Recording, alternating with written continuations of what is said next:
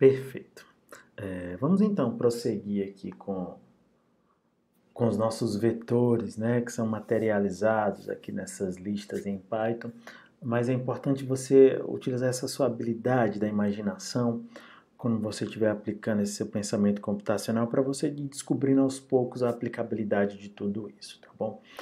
Então, lá na sua solução, quando você pensou em uma hipótese, vai validar essa hipótese lá por meio da programação, né, para materializar o pensamento, aí você, eu preciso acessar elemento por elemento e verificar isso do elemento. Dado um conjunto de números, eu queria saber quais são quantos elementos pares, quantos ímpares, se tem um determinado padrão entre esses elementos, se eles estão em ordem crescente, decrescente, quantos números negativos. Então, tudo isso é necessário, você imaginar as potencialidades dos vetores, tá bom? Ctrl L novamente aqui, então nós temos aqui o nosso vetor número. Nós vimos agora há pouco, aqui via terminal, como que eu percorro item a item. Quando eu estiver interessado apenas nos itens, tudo bem? Eu estiver interessado apenas nos itens. Mas, às vezes, eu estou interessado também na posição. Eu estou fazendo aqui um trabalho, mas, às vezes, eu preciso saber elementos que estão em posição tal, em que posição está o elemento maior, o menor, enfim, cenários como esse podem aparecer por aí. Então vamos mudar aqui um pouquinho o nosso cenário. Vamos supor, eu quero o seguinte, olha, os elementos que estiverem em posições de index par, eu quero que você mostre o dobro, certo?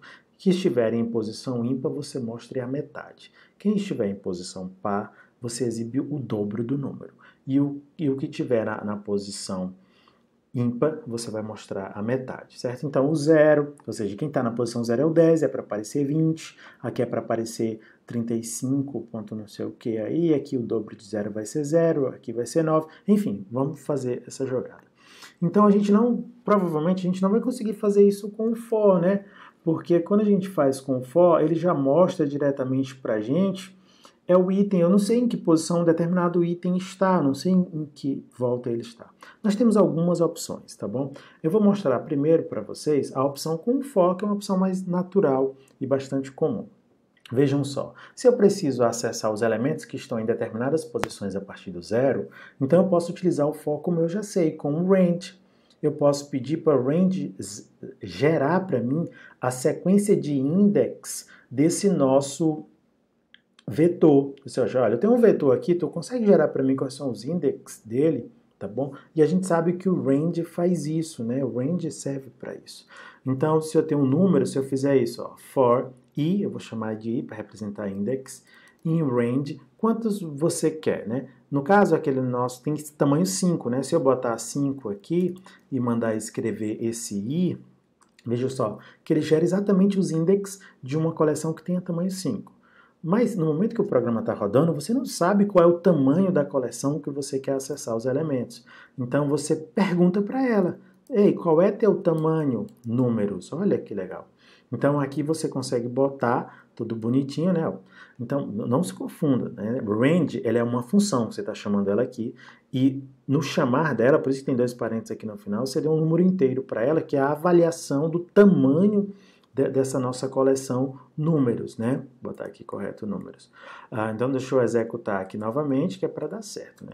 Olha, gerou normalzinho. Então, se o nosso vetor números ele tivesse mais elementos, deixa eu tentar localizar ele aqui, se ele tivesse mais elementos, está aqui agora, eu vou botar aqui mais um elemento, ó, veja só, e vou executar esse for novamente. Estou mexendo aqui nas direcionais do teclado, ele pega o histórico dos comandos, né? Olha, ele gerou os index agora não só até 4, né? Porque ele está baseado pelo tamanho de números. Eu alterei o tamanho de números é um pouco maior agora.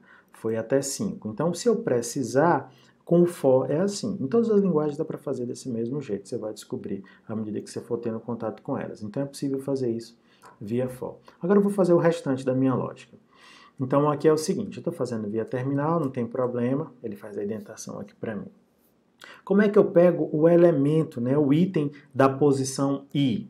Eu vou e faço uma operação de leitura. Eu vou ler no vetor uma determinada posição, eu peço, ei, me dá o elemento que está nessa posição que eu vou guardar numa variável temporária aqui, que é a variável em item. eu vou na própria coleção que eu estou trabalhando com ela e digo, ei, cara, me dá o elemento que está na posição I, isso é bastante comum, o elemento que está na posição I e bota ele aqui nessa variável item, tudo bem? Agora eu vou verificar aqui o que eu vou fazer. Aí eu preciso saber se essa posição desse elemento é uma posição par ou ímpar, né? Então a posição está em I, né? O I é que está sendo gerado de 0 até o tamanho -1. Se esse I ele for um valor par, nós vamos mostrar o dobro, ou seja, quando eu pego esse elemento I, divido por 2, esse operador significa isso, é o resto de uma divisão inteira. Então, quando eu pego I e divido por 2, vai dar um número exato. Se der um número lá exato não sobrar nada, significa que ele é um número par, né? Todo número que você consegue quebrar ele no meio é um número par. Perfeito. Então, o que eu vou fazer? Eu vou dar um print, eu posso até fazer a operação aqui dentro mesmo. Mostra o dobro, item vezes 2. Então, não vou mostrar o I, vou mostrar o elemento que tem lá naquela posição. Um número que não é par, ele é ímpar. Então, já boto direto aqui no else. E digo aqui para ele, você divide aqui no meio se ele for ímpar. Se tiver um erro, a gente corrige, tá bom? Então, vamos observando como a gente pode fazer muita coisa baseado tanto no conteúdo do elemento quanto na posição. Então, quando você for se deparando com os pequenos cenários que a gente vai vendo, você vai ver, poxa, essa questão eu tenho que analisar, é a posição ou é o elemento? Se você precisar olhar a posição, saber em que posição o elemento está para fazer alguma computação qualquer, você precisa fazer um for i in range o tamanho da coleção, então, length da coleção, certo? Bastante comum isso. Se não preciso saber, eu estou só procurando quantos elementos ímpares e quantos elementos pares, ou seja, eu estou baseado apenas no conteúdo de cada um dos slots, e não importa a posição que ele esteja, você pode fazer for i em coleção, ou seja, para cada item, for item, eu sei que define esse nome, na coleção. Tudo bem? Observaram a diferença? Deu certo aqui? Deixa eu mostrar números. Observe que nós não alteramos números, nós não fizemos operações de escrita aqui no nosso for, a gente apenas fez leitura, foi apenas lendo os elementos. Então, na primeira volta, em item, ele me deu o elemento que estava na posição 0, porque o primeiro valor de i foi 0, 10 vezes 2, 20. O próximo elemento tinha -1, então aí deu outra volta. O i agora o valor dele é 1. 1 não é par, ele é ímpar, então ele deu um print fazendo a metade. Então ele fez só uma operação ali, não foi de escrita. Ele pegou o elemento, com esse elemento ele alterou ele e mandou para cá. Ele não alterou diretamente na lista, tá bom? Professor, se eu quisesse alterar na lista, de fato, eu conseguiria fazer isso, né? Então deu tudo certo aqui, né? Vocês viram que deu tudo certo. E se eu quisesse alterar o elemento na lista, eu conseguiria dentro de um for? Pois eu tenho determinado esse mesmo problema, só que eu não quero ficar mostrando um a um, eu quero mudar a lista, ou seja, onde tiver um elemento na posição 0, dobre ele de valor, ou seja, ele vai permanecer lá, então vai ficar 10, 10 vai virar 20 na primeira posição. Poderia fazer isso? Sim. Quem estiver mais atento, já estiver conseguindo pegar o raciocínio, já viu que a gente precisa alterar pouca coisa aqui, né? Então, veja só. Aqui, eu tenho aqui o elemento, vou até apagar isso aqui, ó, não preciso mais fazer isso aqui, prestem bastante atenção. Então, eu estou de olho só na posição. Se a posição for par, o que eu vou fazer? Eu vou pegar o elemento desta posição, botar nele aqui de novo, nesse mesmo lugar, só que dobrado, né? Então, como é que eu pego um elemento de uma determinada posição? Eu digo qual é a posição que eu quero. Isso aqui significa o próprio elemento, então eu posso fazer as operações que daria certo fazer com aquele elemento. Como eu sei que são números, eu posso pegar um número e multiplicar por 2. Então, isso que a gente está fazendo é, pega o elemento que está na posição i e multiplica ele por 2. E é para fazer o quê? Tu não está atribuindo a nada, não está dando print, não está salvando em arquivo, não está fazendo nada. Não, eu quero que você salve na posição i desse próprio vetor. Veja só. Então eu faço uma operação de escrita aqui. Olha que legal. Então aqui nessa instrução, nós primeiro sempre avaliar do lado direito, é a expressão, o resultado dela que vai ser colocado do lado esquerdo. Então, aqui nós estamos fazendo uma escrita, não na variável números inteiro, mas num slot. Qual slot? Na posição i. Vai receber o conteúdo atual da posição i multiplicado por 2. Tudo bem? E se não for par, vai ser a mesma coisa. a posição I vai receber o seu próprio conteúdo. Ó, veja só, isso aqui não tem nada de estranho. A posição I, ou seja, o caixotezinho lá na posição I, dividido por 2, tudo bem? Quando eu executar aqui, executei, foi executado. A gente está no terminal, quando eu dou Enter aqui já funciona. Aparentemente não aconteceu nada, né? Não aconteceu nada, mas é claro que aconteceu. Se eu der uma olhada aqui em números, vejam só. Números mudou, tá bom? Então, as listas, elas são mutáveis, né? Você consegue escrever nas posições, sem precisar fazer como a gente fazia lá em string, a gente precisava criar uma nova string para, se a gente desejasse alterar ela e tudo mais. Aqui não, aqui eu já consigo acessar diretamente. Tudo bem, pessoal? Então, aparentemente, muito tranquilo. Esse primeiro passo aqui com listas não é complicado. Mais uma coisa, nós ainda temos aqui uns 3 minutos, que eu quero mostrar para vocês, é que a gente viu que a gente pode criar as listas assim, né? Tá aqui bonitinho, né? Maria, Bob e Jô.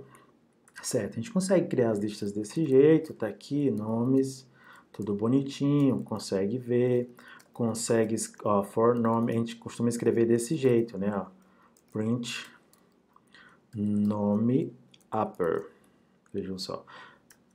Então, tudo certinho, né? Então, para cada item, o nome semântico mais adequado é nome, para cada nome em nomes, ó, aqui que é a coleção, aqui é a variável temporário. E eu dou um print em nome modificado para uppercase, esse é um dos métodos de string que vocês devem ter visto lá no capítulo, né? Certo? Mas, às vezes, não vai acontecer, na maioria das vezes não vai acontecer isso aqui, você não vai criar essa lista já prontinha. Você vai criar uma lista que tem a quantidade de slots que você provavelmente vai usar e você sai preenchendo ela, preenchendo as posições. Cada linguagem de programação tem uma forma de fazer isso. Lá em C, na declaração você bota entre colchetes o tamanho, ele já cria em memória aquele tamanho, tá bom? Aqui em Python, as listas são dinâmicas, assim como em todas as linguagens modernas. Então, eu posso criar vazio assim, vejam só. Nomes, digitei foi números, né? Nomes que eu criei ali, ó, tá vazio, ela existe. Então, é um caixote que não tem nenhum slot, tá bom? Só que a gente faz assim, vejam só como vai ficar legal. Eu quero criar uma lista, eu botei uma string vazia aqui dentro, significa que tem um elemento. Se eu multiplicar aqui por 10, isso aqui funciona. Isso é algo específico de Python. A cada linguagem você vai descobrir como é que você cria um slot, um caixote com a quantidade de slots que você precisa. E se eu pedir aqui para ver nomes, olha que interessante. Eu tenho agora um slot, um array de 10 posições, né, da posição 0 até a posição 9, que não tem nada nela, né, não tem nada nessa posição, tá bom? Mas ela está vazia. Tem um valor padrão que eu defini. Eu poderia criar números, vejam só, números, recebe, eu vou deixar com menos 1, com 0 em todas as posições, eu quero 100 posições. Nesse momento, qual é o tamanho de números? Prestem atenção nisso, né? O tamanho é 100. O que tem nessa posição aqui, na sétima, na oitava posição, né? O 7 é a oitava posição. Tem um 0. Ah, pois bota 10 nela, beleza? Se eu botar para ver números, olha, tá todo mundo aqui. E lá na oitava posição, que é a posição de index 7, eu tenho o número 10. Tudo bem? Então, essa é uma das formas de você criar uma coleção vazia. Não necessariamente vazia, mas com um valor padrão, tá bom? Então, você pode criar uma função que recebe um número inteiro e um valor padrão, que ela retorna uma coleção daquele tamanho e em cada espaço tem um valor padrão. Experimenta fazer isso aí. Gerar números, gerar listas que geram um tamanho qualquer. E aí daqui para frente você pode ir trabalhando como quiser, né? Só para fechar esse aqui, por exemplo, eu tenho números, né? Se eu quiser atualizar números, ó, números tá aqui. Eu quero que cada posição aqui do número receba o número da sua posição ao quadrado, né? Vou fazer rapidinho aqui que tem mais 30 segundos. Então, for e in range, len de números, veja só, len de números. Cada posição de número, ou seja, a posição corrente, vai receber a posição ao quadrado. É assim que a gente faz ao quadrado. A posição 0 vai ser 0 ao quadrado, a posição 1 ao quadrado, a posição 7, 7 ao quadrado, tá bom? pressionando aqui e pronto, vamos ver como é que nossos números está. Veja só, cada posição tem o seu quadrado. Então dá para brincar à vontade com vetores, tem muito poder. E terminamos por aqui, tá bom?